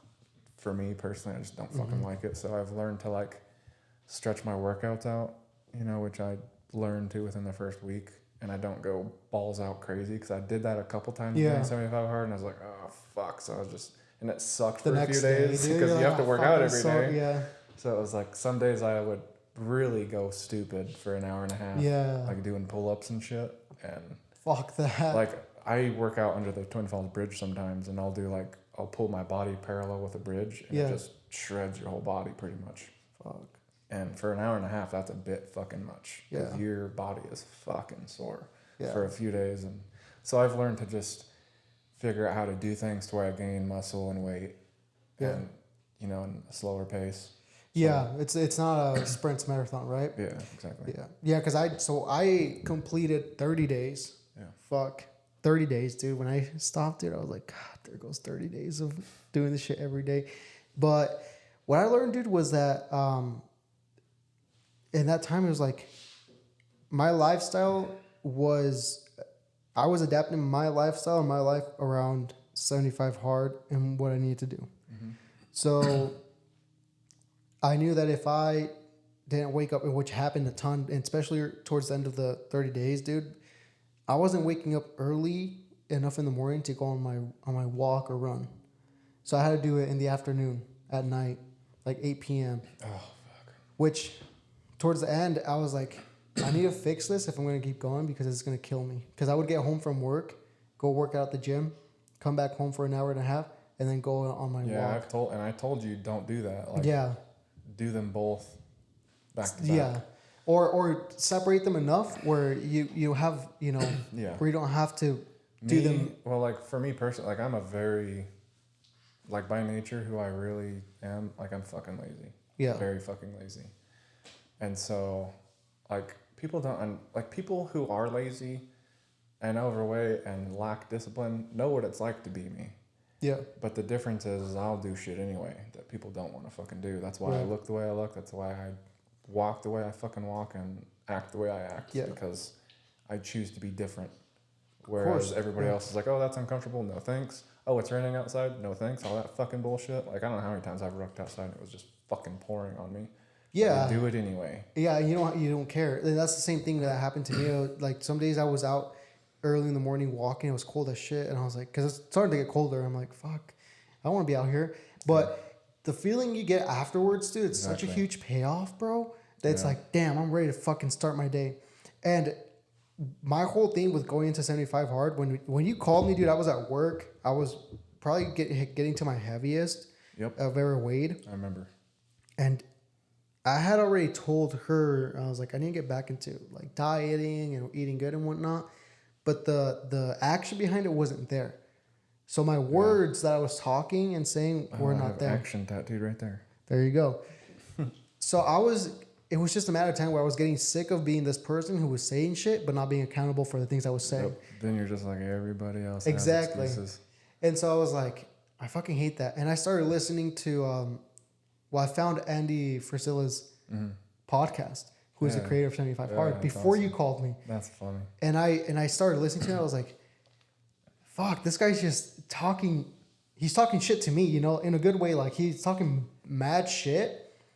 But it was good to me because I was like, yeah, I need to get my shit together. You know, like I'm working at a job I don't fucking like. I'm doing things I don't like. I look like shit. I feel like shit. You know, I get tired. I get whatever. And then you called me. And then you're like, you can tell me what you told me. I'm pretty sure what I told you was I saw you on the podcast and you looked like shit. No, I saw you on a post that you put on Instagram and I was just like, that's when I called you. Like, dude, you look like shit. Mm-hmm. Like, you need to fucking get your shit together. Because you were looking pudgy. I was like, absolutely not. He's like, I don't want you to be one of those guys that gets a heart attack at 50, dude. So get your shit together. Yeah, and the thing is, for anybody that thinks I'm an asshole, yeah, fuck off and you can just, like, not watch this podcast for this episode. Because I don't want people in my life where if I'm fucking up, I don't want those people in my life that are going to be like, ooh, he doesn't look good, but I'm not going to tell him because I don't want to hurt his feelings. Dude, if you're like that, and, like, don't fucking talk to me. Because I've been in situations in my life, and I think we could all relate to this. You probably can, Jack, you probably can, where you've done something in your life, or you've been in a situation where you fucked up and people know you fucked up, or you were giving excuses and people knew you were blowing smoke, and their response was, oh, it's okay, or, oh, you'll get it in time, or blah, blah, blah. Like, shit, like they would be so afraid to tell you the fucking truth. Yeah, they just kick the can down the road more. Yeah, because they're afraid of what you'll think of them. Right. Like, they're afraid of your respect, and so they give away their own respect. Right. So they're trading self-respect for someone else's, and that's bad. That is not the fucking person I want in my life. That's why I don't fuck with people. That's why I don't have friends, because most people are like that. And or most people want the validation from other people. A lot of people do that too. You know? And that was something that I have always struggled with. So when I was listening to that fucking podcast and then you called me and you're like, dude, you look like shit, you need to get your shit together, this and that. There was part of me that was like, nah, like I look fine. Like there's the fuck. I enjoy eating all these Cheetos and whatnot. But then there was other part of me that was like, okay, why, because remember you told me way long ago for 75 hard, and I did it one day, and I stopped doing it, and I had that one. So fucking disappointed. And that was that one Instagram story I fucking posted. So back then, I was analyzing myself. I was like, okay, why did I do it, and why am I not doing it now, or why do I need to do it now? I remember that conversation. Then I was like, I did it back then because I wanted to be the cool kid. Why I'm not doing this because there's no actual internal purpose for me to do it. You know, there's nothing that I was looking to get out of it besides me getting fit. When the first time I tried it, the one day. So the second time, I was like, okay, if I'm gonna do this shit, if I'm all this talk about wanting to be fit, and I talk about being fit and this and that, and I like that lifestyle, with doing the 75 hard, what do I want to get out of it personally? No, nothing that anyone else can see anybody else. But just me personally. Yeah. And I was like, I want to get my self-respect. I want to be accountable to myself and my word that if I say something, I do that shit. And I don't want people stepping over me. Yeah. You know, I hate the feeling of when someone steps over me, especially when they do it in a sarcastic way. Like, I hate that shit, you know? Like, don't try to step over me by being funny. Yeah. You know, if you're trying to get at something, tell me, like, straight up. Because sarcasm, I love sarcasm, and I joke around, you know? I'm just the type of person. But I won't use that to step over you. Yeah. You know, there's always, like, a line. There's a boundary. So that's what I realized, and I was like, that's why I'm going to do it. Everything else that comes with it, the being healthy, the losing weight, all this other stuff is a plus. Yeah. But that's what I want. So when I started, dude, I started to get that, like those feelings of my self-respect, the being accountable, the knowing I got 20 fucking days behind my back of this shit, and no one can take that away. You know, that's me. Like, I said I was going to do it, and I'm actually doing it. And then not posting about it, I was so proud of you for not doing that. Let me tell you that right now to your face. Thank you, bro. Fucking thank you, because there was this. I'm gonna talk about this guy I used to be friends with. I met this guy in Twin Falls. He was a ranger in Ranger Bat back in like the 90s, early 2000s, before the war. So he never did shit, but he was still in Ranger Bat, which is respectable. After his wife left him, he tried 75 hard like 5 fucking times and failed like on day 5. He was overweight, and I ended up telling him, because he would post some shit like, sorry gals, not an unemployed man anymore, you know, just stupid shit like that. And I told him, I was like, listen, motherfucker. I was like, you were in fucking Ranger Battalion. Yeah. I was like, I get that your wife cheated on you. Like, cry about it and get the fuck over it. Because you're acting like a straight bitch on social media right now. And I'm sick of looking at it. Like, as a man, as a fucking man, like, I'm cool with you crying about it and being a fucking pussy, but don't fucking live in that shit. Right. Like, be a bitch, cry. It sucks. It's a very difficult thing, but like, don't be a fucking bitch on social media all the fucking time. I saw that he saw it, never said anything back to me, and he was kind of quiet on social media for a bit, and he started posting some stupid shit again. Never talked to him again. Blocked, or I unfriended him and Jesus Christ. Like, I don't fucking need. Like, I don't need that shit in my life. And I used to be that person when I was a fucking kid. Like, before the military, like, I chose to change that part of me. I don't need those people in my life because I know how fucking hard it is to change yourself. Of course. And I know how long it takes. I'm almost fucking 40, bro. Like, I don't need those fucking. If you don't have it together by now, there is a good chance statistically you probably aren't gonna fucking get it together ever. Yeah, I mean, bro, because life goes by so quick, and I realized that this year, like, it's insane. The trajectory of me and Jackie is a perfect example. Yeah. I met her when I was 19, got married when I was 20. I'm 21 and I have a kid already. Yep. What the fuck? I'm telling you. I got out of high school at 18. Yeah. A year later, I met Jackie. A year later, I got married. A year later, I have my first son. Yep. So it's like, if I don't look at that and I'm like, life is moving fast. If I don't look at that and say, okay, what do I need or what do I want for myself in this life and who do I want to be in the next 5, 10 years? The next 5, I'm going to be 27 one day, 28, 30. And I'm going to be like, damn, what the fuck happened? What did I do with my life, you know? Yeah, and you're 21, right? Yeah. So when I was in Afghanistan, you were 8. Okay, well, damn. Time fucking flies. And I remember it like it was yesterday because it was the best time of my life. And I remember when I was 8, dude. Yeah, so you don't have time. No, time is not on your side. And time is only on your side when you know you're doing something that's going to take you time. Let me tell you something. I never thought in this lifetime, okay, I would bury my brother, my brother's baby mama, my cousin due to suicide, and my best friend in Afghanistan. But I did all of that. Yeah. So you don't have fucking time. Yeah. You don't have 4 months to fucking figure something out. You need to fucking do it now. Yeah. Because you don't want to fucking be like me and have to fucking go join the military and go to fucking war to change your life. You know what I mean? Yeah.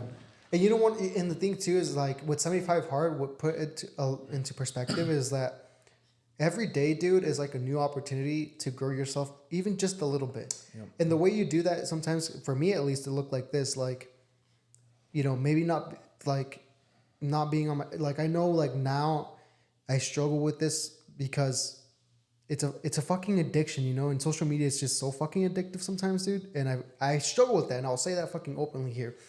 So, but when I was doing 75 hard, I hardly was on my phone for social media. I was on my phone for things that I knew I need to get done, like posting up clip. I think when I was doing 75 hard, babe, it was when I was the most active on the OAP page, on the OAP official page. You were active. And I was posting every day a clip, dude. Never missed one. Now, dude, I haven't worked out in 3 weeks. I haven't posted a clip in like the past 2 weeks.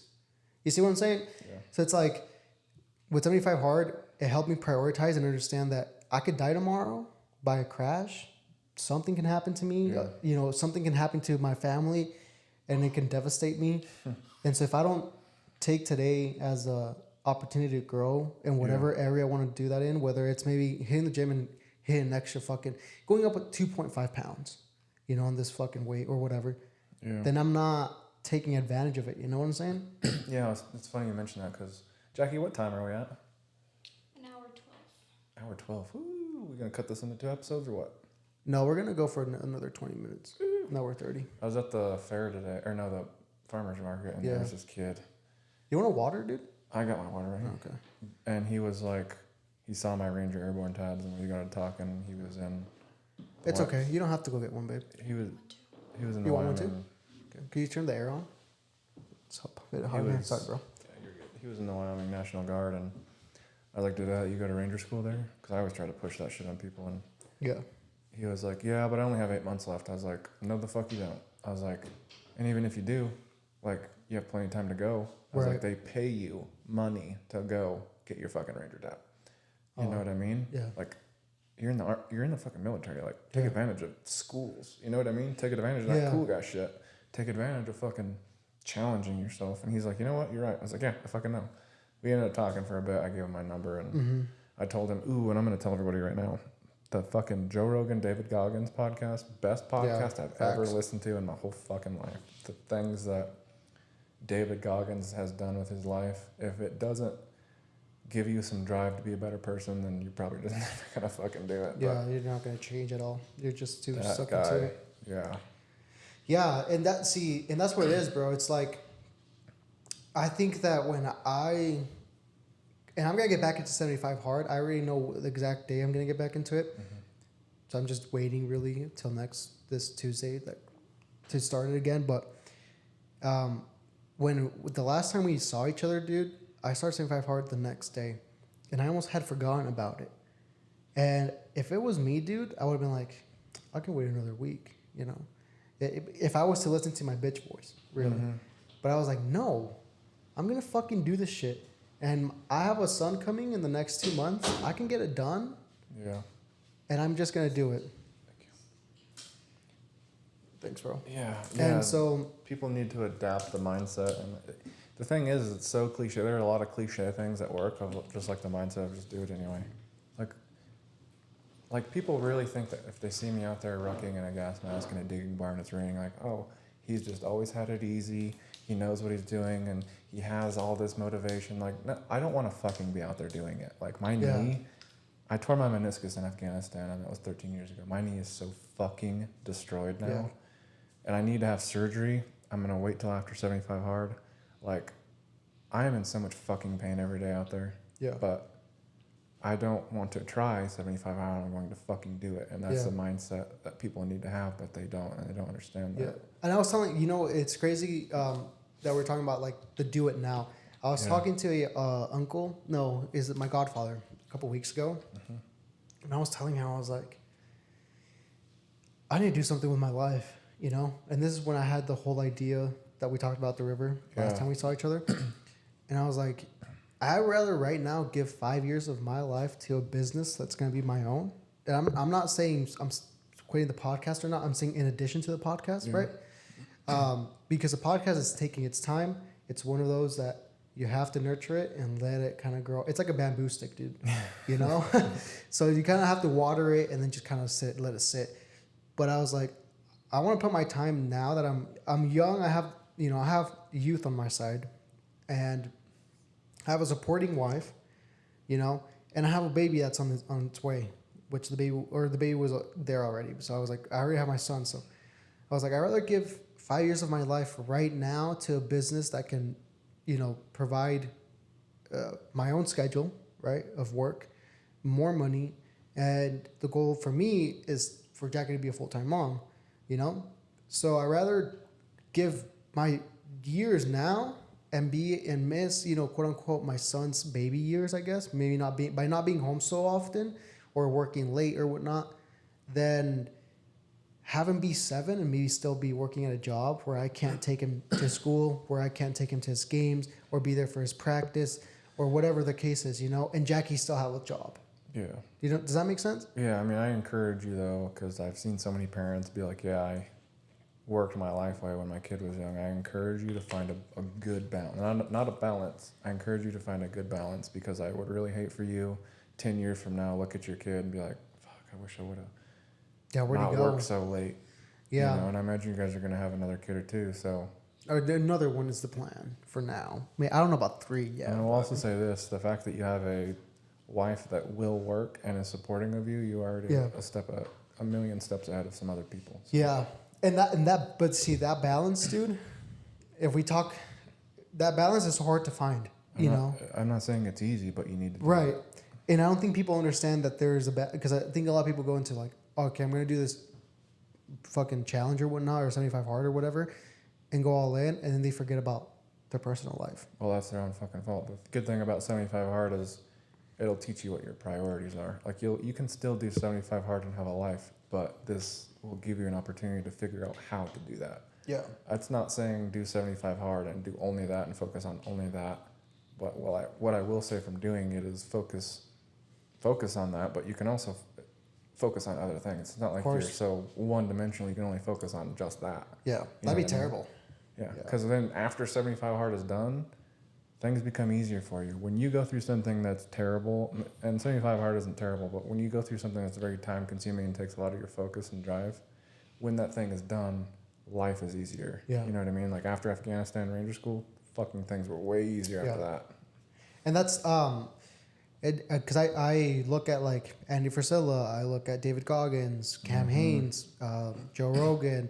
I look at there's a few more in there that I look to. I'm like, okay, man, like you have everything that I want to work towards having one day of my own, right? Which is financial freedom in a sense, doing what they love, wife, kids, whatnot, things like that, right?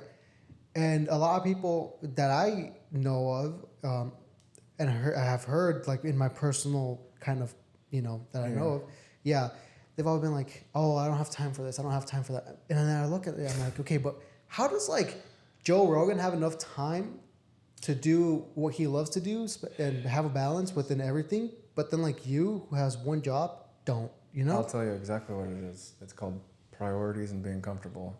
And people, like I've said earlier in this podcast, if people look at a situation, they think it's hard or know it's going to be hard, they stray away from it. They go to the easier path of either just not doing it in general or making it as easier or comfortable as possible. Mm-hmm. Those people typically don't amount to shit in life. And I think my favorite quote ever is, those that say they can and those that say they can are both usually right. Damn, that's a good quote. Yeah.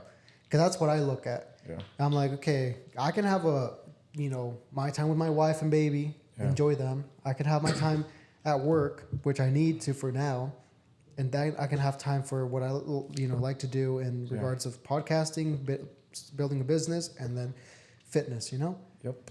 There's no way I don't have time for just two out of those 4 or 5 things. Yeah, it's I think we're programmed now as people, especially, I don't know, especially in this country, but people typically like to be, I say it all the time, but like if it's raining outside, the people are gonna be like, oh, guess I'll stay inside and drink cocoa. And like if something as simple as that is such an opportunity for you to just do it anyway and make yourself, like I can't stress this shit enough. Like if you put yourself into uncomfortable, stressful, suffering situations, you will be more successful. Because if you think about all the successful people in life, just think about all the successful people in life, right? Yeah. And then ask yourself, did they do that and were they always comfortable?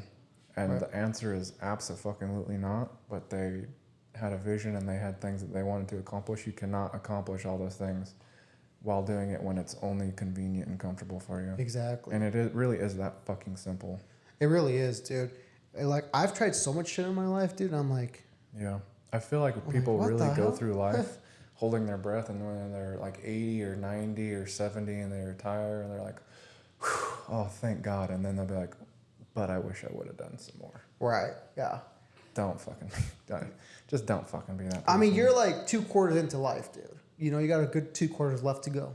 2.5 maybe. Right? Let's say you're tomorrow.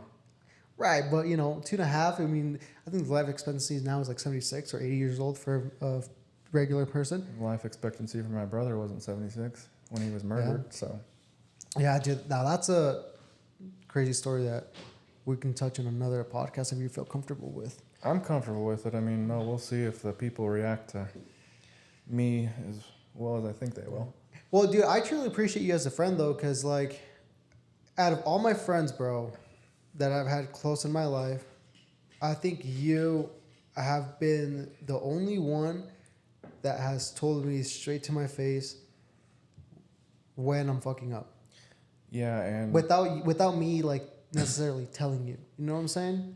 And you're young enough that I really respect and appreciate how you take that, because people your age don't typically take shit like that. And I knew something was very special about you when you talked to me, and you have such an opportunity. I tell Jackie this. I probably talk to Jackie more than I talk to you now, but yeah.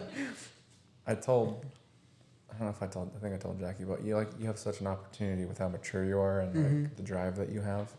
Not the motivation, because motivation is shit, but the drive that you have at your age to really accomplish great things. And I've told you this multiple times, and if you would have told me this at 21, I was such a fucking immature little shit. I wouldn't have paid any attention to it. I would have been like, oh, yeah, okay, and then I wouldn't have done it.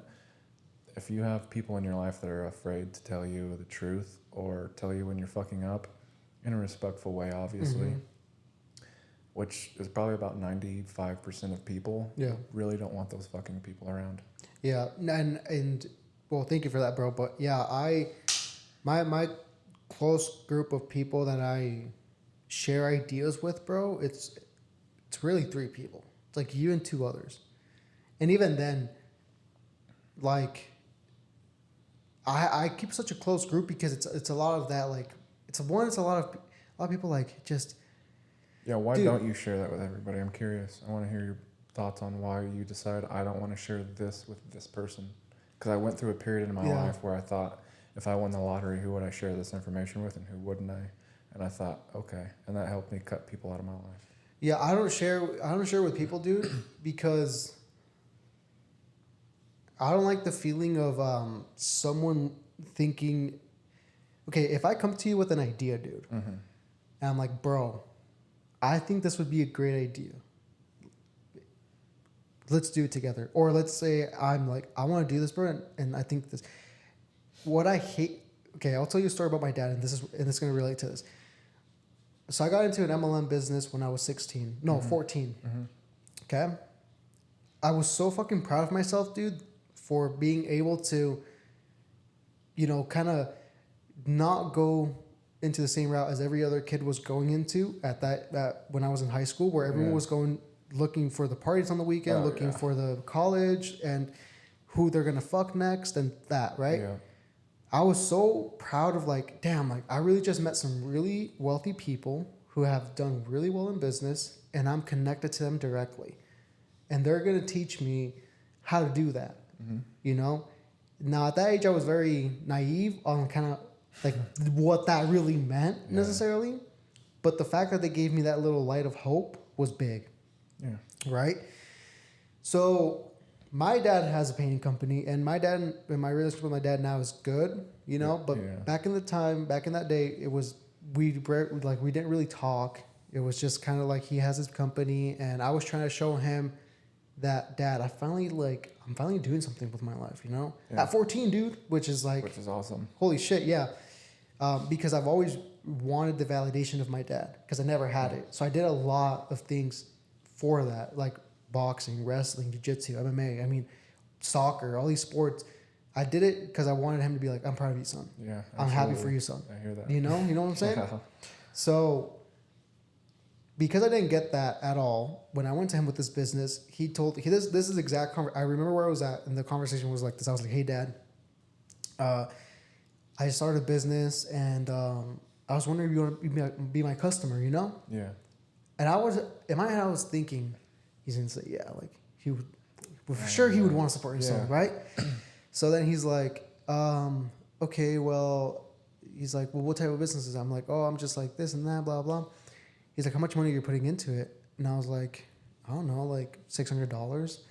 He's like, well, how much are you getting out of it? I'm like, well, nothing right now. It's like one of those businesses that it takes time to kind of get out of, In my mind, one side was like, I understand the business fact of it. Like, you invest into it first and then something comes out, right? Yeah. And the other side, it was just like him questioning me, So he's like, son, that's not a profitable business. If it's not giving you any money right now, then why are you doing it? What the fuck? That was just kind of it, dude. And I was like, oh, okay. That's a soul killer is what that is. Yeah. At 14. Damn. Dude, my self-esteem all the fucking way to the roof, bro. That was a conversation, 10 p.m., down Broadway, dude, passing the fucking Walgreens, bro, driving home. Damn. After a meeting I had with the guy who lifted my hopes up, right? Who told me, I'm gonna tell you how to get wealthy, Brandon. I'm gonna show you how to do that in this business. Okay. So then I meet with him again, and I take him a pack of these energy drinks I would sell. And I'm like, Dad, you drink a bunch of Monster. You spend, I don't know, Trash. probably, 50. Shit. At least go with Celsius or whatever, you know. Trash. I love Celsius, so They're sponsor me. terrible. But so I take him this box of 12. I'm like, he spent like $50 a month on Monsters. Why not buy a pack for me? Yeah. I was like, here you go. I'll give this to you. Try them. Let me know what you think. Mm-hmm. Very like salesman person type of deal. I was there for professional purposes. And this was after he fucking killed my soul basically. And then he's like, okay, I'll try them. Didn't hear from him again at all. Till like later on. And that was my fucking, what was the question? No, that's when I was like, I don't want to share everything with just anyone. You know? Because I'm going to the person who I look up to. Yeah. I was looking for validation. Sucks. And he told me this idea that I thought was great, that I thought would take me to break the chains of my family of, poverty and whatnot.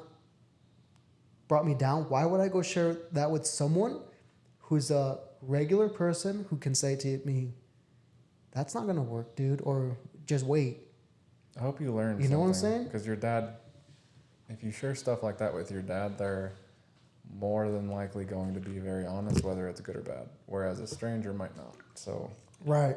It's unfortunate that happened, but I hope that was a learning experience for you. I'm sure. No, for 100%, dude. So now with the ideas I have, with things I want to do moving forward, with whatever, I don't tell everyone for the reason, because I tell the people who I'm like, I know he will be 100% with me, and I just say something that he thinks, that will question me about it too, though. Well, why? What's your reason? What do you want to get out of that? Because sometimes I'll get ideas, baby, and I'm just like so high up on them. I'm like, I'm going to do this, that, and I just kind of go crazy mode. Yeah. But there's like, when they ask me, well, why? I kind of like spin, I have spinning wheels, and I'm like, oh shit, why do I want to do that, So, that's why I don't share a lot of things with people, though. Yeah, I mean, like I said, if you won the lottery right now and you told everybody, I would not. Who would leech off of you? Probably stop talking to those people. Yeah. If you also want to find out who your friends are, stop talking to fucking everybody. I've done that a few times in my life. Blew my fucking mind. That's the craziest one. I've told her this so many times. I've told Jackie this. I was like, I'm usually the guy who reaches out to people. Dude, me too. And I'm like, hey, how you doing? I always am that person, dude. How you doing? And then I don't text no one for a good amount of time. No one hits me up, dude. Dude, my wife is a prime example of like, she's seen firsthand. Like, I may not look like it, but at the soul of me, I am not violent. I'm everybody love everybody. Everybody get along. Yeah. Everybody just be cool. Yeah. The only reason why I'm very violent now is because I've understood that some people straight up will never fucking change, and sometimes you just need to be violent. Yep. You need to be a fucking very assertive person. She has seen firsthand how people have treated me, and it is very, very bad. Oh, shit. Like, it is so bad that I have literally broken down in tears and bawled into her chest like a fucking baby because of what people have done to me. Damn. And I didn't even realize it till I watched this movie with her. Mm-hmm. I fucking weeped. Damn. Because of the ending, it made me think of something somebody had done to me. Yeah. That I've known since birth. That said something to me, made a choice. Mm-hmm. It fucking crushed me. And so that's probably the hardest I've ever cried in my adult life, and that wasn't even planned. It was just like, boom, that memory, and I was weeping. Yeah. It was fucking rough. Now, what happened to you, dude? It's happened to me multiple times, too. Like, not multiple times, but a good amount of times where I'm doing something and it triggers this memory that I've fucking buried my whole life. And when it comes up, it's like, what the fuck? That's why when the very first time in this podcast, I said accept things. Like, this is going to sound bad, but once you learn and accept that people, no matter how much energy, time, and love you give them, that does not mean that they will give it back. And so you need to accept that may not happen. It took me a long time to accept that. Like, I only accepted that the last couple of years when people really started treating me like shit that I had always been there for. Yeah. And I could tell you some fucked up stories about what people have done to me. And I've been pretty bad to some people, don't get me wrong. Yeah. But a lot of that shit, I really didn't deserve. And she's seen that firsthand. And that's why I am that the way part you of me are. is why I am. If you accept that can and more than likely will happen to you, it'll be easier when it actually does happen. It will still suck. Yeah. But cry about it and just accept that and move on. Yeah, and that's what I learned in therapy, dude. With like, because I've had a very like up and down relationship with my dad. Yeah. And don't get me wrong, my dad's a great guy. He taught me a lot in the sense of like hard work, what it looks like to persevere in moments of hardships, you know, to keep going. He showed me a lot of great things. The reason why I'm painting is because of him. You know, I wouldn't know how to paint if it wasn't because he taught me.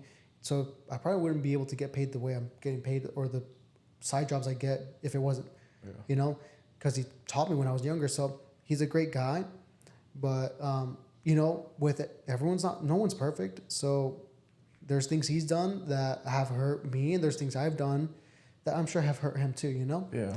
And it's just one of those things that as I get older and me being a dad now, I understand that he lives in his own world as much as my mom lives in her own world. You know, Jackie lives in her own. You live in your own. Everybody has their own life. Yeah, and I don't have to agree with everything that he has done or does, but I can accept the fact that, you know, shit happened. You move on. You grow from that. You learn from it, and hopefully you learn. From it. One thing somebody told me, I hate to interrupt you, but one thing somebody told me once when I was going through the VA process is the lady that helped me, she's like, nobody is the worst thing they've ever done. And if you go around judging everybody for the worst thing you've ever done, you will probably never have friends. And I thought, holy fuck. And that's a prime example because my brother, rest his soul, rest in peace. He got in a lot of fucking trouble and with meth and like, you may not think it, but I grew around up a lot of fucking drugs and alcohol and shit. I never did any of it because I thought it was stupid. Thank fucking God. Yeah.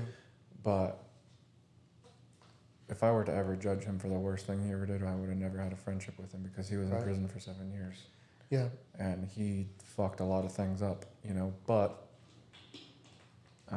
it's just, you know. But I bet now that you would have him here, even with all his mistakes. Before he was killed, the last thing I said to him was I love you, and the last thing I texted him was I love you. And that changed my fucking life because I thought, holy fuck. And he was just gone just like that. Out of fucking nowhere. And I thought, we didn't have the best relationship. So the chances of me and him having some sort of argument or something before he passed, it could have happened. Yeah. So I thought, it wasn't high because we were starting to get along better. And I thought, wow, that could have happened. Yeah. And that would have I would have never forgiven myself. Yeah. And that's a tough thing to do, forgive yourself. And so I thought, okay. And I'm a very in-your-face, fuck you. I can be a violent person, but that's not who I am, but I can be. And after that, it was like, fuck. Yeah. I started really trying to be more patient. And I'm very loving with people, as you guys have seen how involved I am with my friends that I'm very... Yeah, I mean, we get a text from you every 3 days. All the fucking time. I'll tell you guys I love you all the time because... There's been so many times where people didn't give me that energy, and I know you guys are worth it, so it's very easy for me to give that. And that's just who I am because, like I said, I'm an everybody love everybody kind of guy. But after he passed, I was like, okay. There were times in my life after that where I didn't get along with somebody, and I was pissed, and I would still say, hey, I love you, but this ain't working out. Because if something were to happen to me, the last thing we fucking said to each, like before I cut somebody out, I would make sure that I wasn't a complete asshole. Right.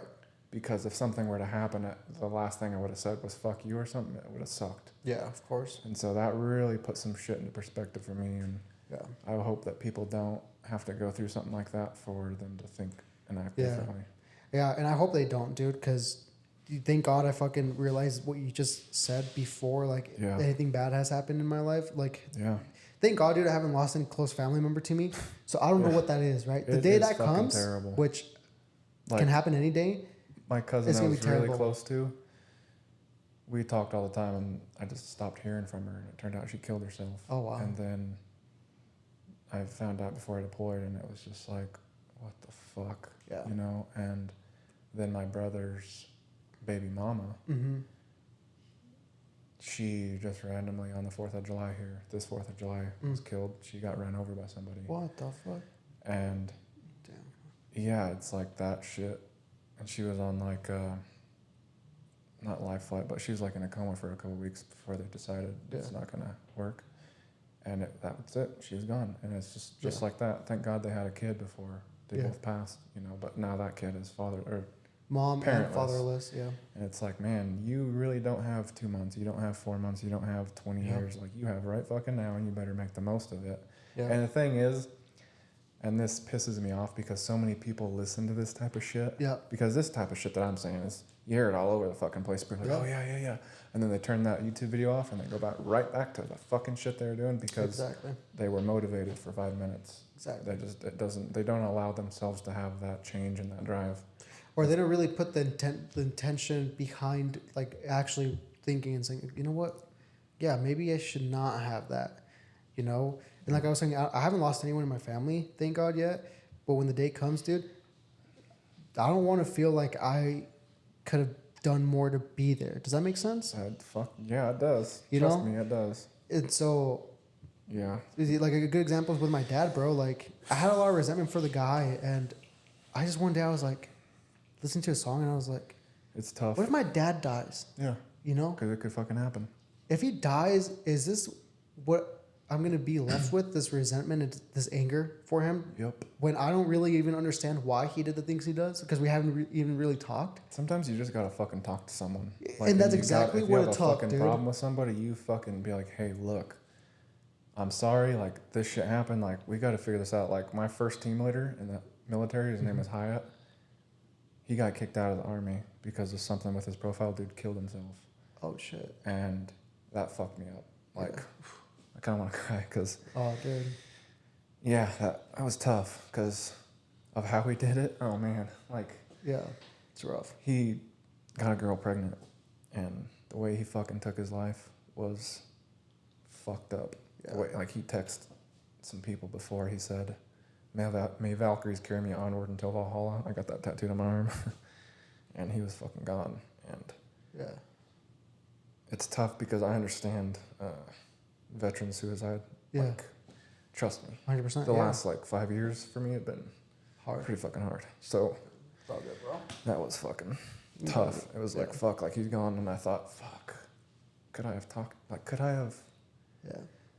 I don't want to say could I have changed the outcome, but at one point it was could I have just fucking been there more for him? Right. You know, and it's been more present. And it sucks for me because we talked here and there, and then.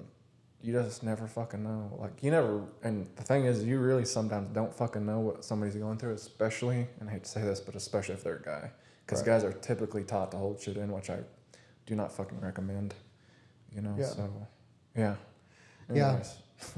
Yeah. I mean, and, for you, that shit happened, bro, and that's how your perspective has kind of changed over the time, which is fucking hard. And I just hope that people, when they listen to this, dude, hopefully nothing like that has to happen for you to change that perspective. In my case, therapy is the one who helped me a ton, and I advocate for therapy. Go to fucking therapy, get your shit together. But don't let it get to a point where you go through these things like you have to understand, and not that you necessarily put yourself in those positions because you didn't, but shit happened around you. Yeah. And your life now has molded into this perspective, what? Accept. You can be appreciate. You can be like me or fucking David Goggins and be a hardcore motherfucker, but it doesn't mean that you can't be there for fucking people. You know what I mean? Right. Damn. I think we should end it off. It sucks because I didn't really get to talk about Ranger School or Afghanistan that much. So yeah. I guess if the people want another one. Yeah, I'll have you back on for sure, dude. We're gonna do another one anyway. Yeah, we're gonna talk more about Afghanistan next time. No, this is a good episode though. It was fun. I enjoyed it. I've been wanting to do this for a while. Damn, dude, this is the famous Tracy who fucking has been my friend for a year now, and probably the realest friend I have. I appreciate that a lot, actually. Yeah. Thank you. So, appreciate your friendship, bro. I love you. Means a lot. I love you too, man. Great episode, dude. Goddamn, we got emotional towards the end, huh? Yeah, I've had a fucking life, man. So. Yeah. Both a lot of good and a lot of bad, so. You're fucking 40, dude. God damn, you look so good for 40. Thanks, man. Yeah. I feel fucking 80 sometimes. I'm in pain pretty much all the time. Most of my friends are older than me. I think I have one friend who's my age. Well, most people your age don't fucking care about nothing. I can't stand around that. I know, and it's I noticed that when you approached me and like you weren't talking to any of the groomsmen. Is that what they're called? Yeah, groomsmen. They're all like, they were partiers and stuff. I didn't want to. And they were older too, though. Well, I mean, some people just don't ever grow up, and people can live their life however they want, but I don't know. Like, I never really. I think it's just what you want in life, and you surround yourself with people who align with what you want in life. Some people, they live their life like they're gonna fucking die in an hour, which that's cool. Yeah. But like, I feel like if I'm gonna die in an hour, I might want to just not fucking drink alcohol and go to every single fucking concert I can go to and like actually be somebody that's gonna do something with my life.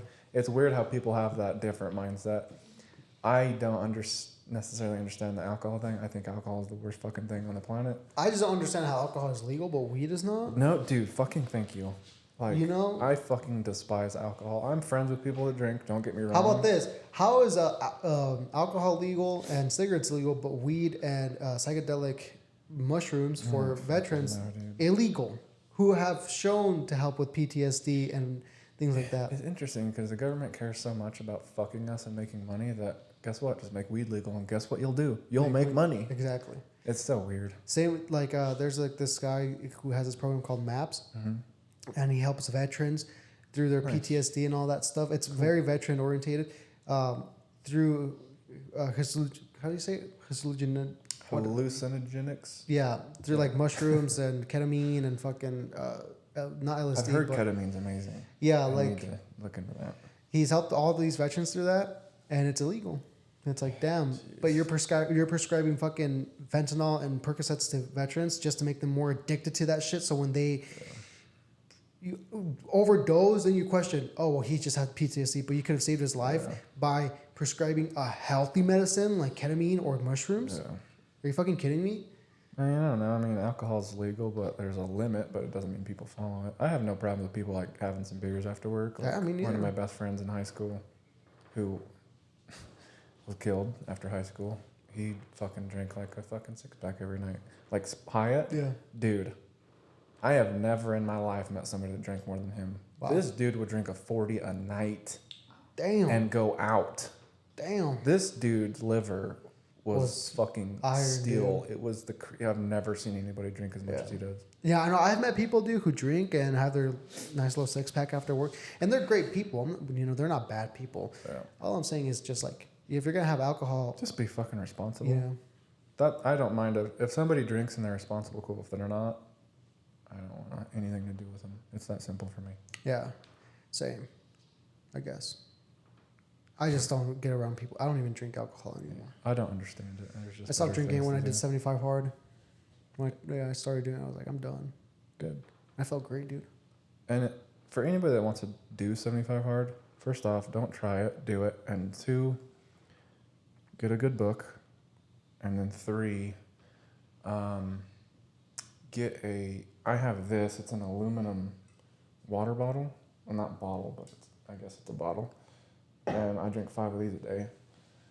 I don't recommend a gallon unless it's glass because plastic mold and shit. I found that out. It's disgusting. I have that's my tips. I have what's mine called? It's aluminum too, but it holds 5 water bottles in it. So I drink that the other day, and then I just drink 2 water bottles. Yeah. And one in the morning, one at night. Figure out ways to do it, but a plastic gallon thing isn't the way to go. Also, day 20 is gonna be.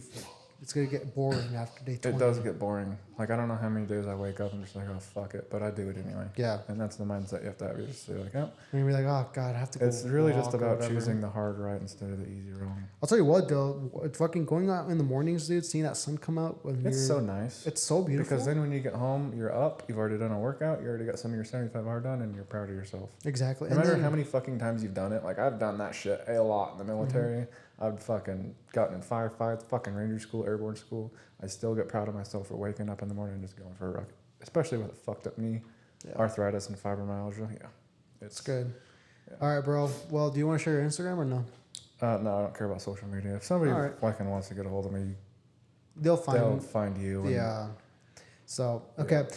Well, thanks for coming, bro. I appreciate it. We finally did it. I thought this was not going to happen. Why? I don't know. Come on, dude. I was like, I don't know if Tracy's going to come. And so, why would you think that? Look at me right now and tell me why you think that. I'll tell you why, dude. Why? Because you didn't tell me a time until yesterday. Well, my wife was like, well, I don't know if I could have swore I told her, I was like, hey, I want to do the podcast with Brandon. And I know it was kind of last minute, and that's, trust me, that's not who I am. But I could have swore she said, we're just not going to have time. But then I told her, she's like, what are you talking about? We're going to have plenty of time at this time and this time. I was like, well, fuck. Yeah.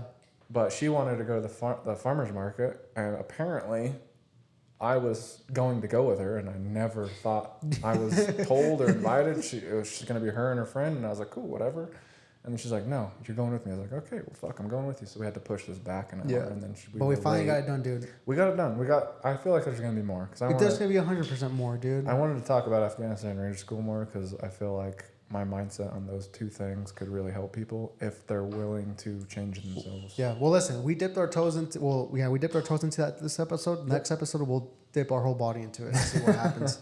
But guys, go check us out on Instagram, the OAP official, Brandon A. Lara, Jackie AAA CKE _ YouTube, Instagram or YouTube, Spotify, Apple Podcast, and every other social media, TikTok. We're at Wednesday Project Podcast, and go check us out. And thanks for listening. Thanks, Tracy, again. Yeah, glad we did it. See ya.